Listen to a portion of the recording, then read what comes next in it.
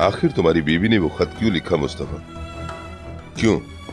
क्या वो हमें पकड़वाना चाह रही थी? प्लीज गुजारिश कर रहा हूं मैं आपसे, हैचर को इन सब चीजों से दूर रखें आप।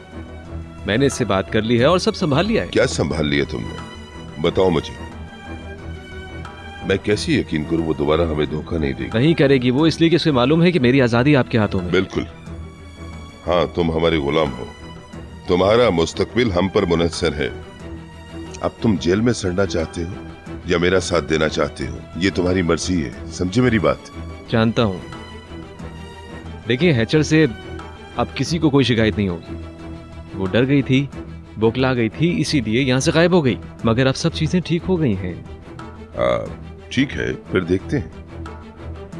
मुस्तफा, तुमने हर मरहले पर मुझे आज तक मायूस किया है। पूरी कोशिश की मैंने। तुम्हारी कोशिश के बावजूद मेल्थम ने बयान दे दिया। फातिमा गुल को भी नहीं समझा सके।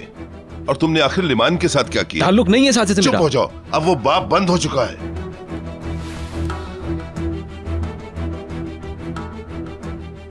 अब तुम ये दिखाओगे कि तुम कितने पानी में हो। देखो, अब मीडिया भी हमारी हमायत कर रहा है और मेरे ख्याल में हम तुम्हारा इस्तेमाल कर सकते हैं। मुझे क्या करना होगा? मेरा एक कमरे में सहाफी दोस्त तुम्हारा इंतजार कर रहा है। वो फातिमा गुल की असली कहानी सुनना चाहता है अभी, और उसकी ख्वाहिश है कि वो किसी मुस्तनिद जरिए से ये कहानी सुने, जैसा कि उस लड़की के साबका मंगेतर से। अब सोचने का वक्त नहीं है मुस्तफा। अब तुम वही करोगे जो हम चाहते हैं। ठंडी हवा की वजह से मेरा तो सर भारी हो गया है। हाँ, लगता है समंदर की तरफ से हवा आ रही है। रुक रुको, मैं खोलता हूँ।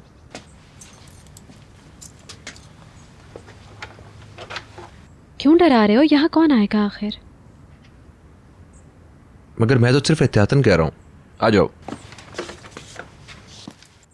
डर के छुपने की जरूरत अब उन लोगों को है, हमें नहीं है। हम क्यों छुपकर अपनी जिंदगी गुजारें?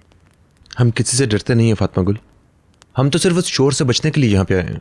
वहां कितना रश हो गया था, और यहां देखो तुम, सिर्फ अपनी ही आवाज सुनाई देगी तुम्हें।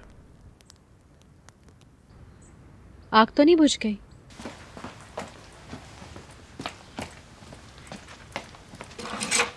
मैं देख लेता हूं।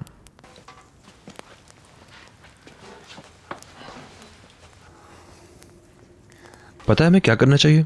क्या करना चाहिए? हम ये बुला देते हैं कि हम यहाँ पे क्यों आए हैं। एक लम्हे के लिए ये सोचो कि दुनिया में और कोई नहीं है। एक लम्हे के लिए भूल जाओ यशरांस को, मुकद्दस भाभी को। यहाँ पे कोई भी नहीं है। यहाँ पे सिर्फ हम दोनों हैं, बस। ये घर कुदरती हुस्न, जैसे हम दोनों किसी दूर किसी इलाके में फंस गए हों। हम दोनों को दुनिया की हर चीज भुला देनी चाहिए फातिमा गुल। और कोई चारा भी तो नहीं है। तुम, मैं, जंगल और ये घर। आसपास कुछ भी नहीं है। और फ्रिज भी भरा हुआ है। तुम्हें भूख लगी है? तुम्हें लगी है? मैं देखती हूँ क्या रखा हुआ है। टमाटर वाला पुलाव खाने को दिल कर रहा है मेरा। देखती हूँ टमाटर है या नहीं। मिल गए।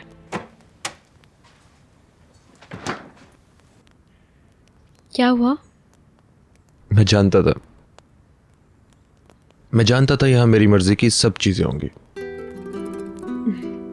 जब तक मैं खाना बनाती हूँ तुम जाओ और कुछ लकड़ियाँ काट के ले आओ, ठीक है? और इसके बाद अगर तुम कहो तो मैं सलाद बना दूंगा, क्योंकि मैं ड्रेसिंग बहुत अच्छी करता हूँ। अच्छा, ठीक है।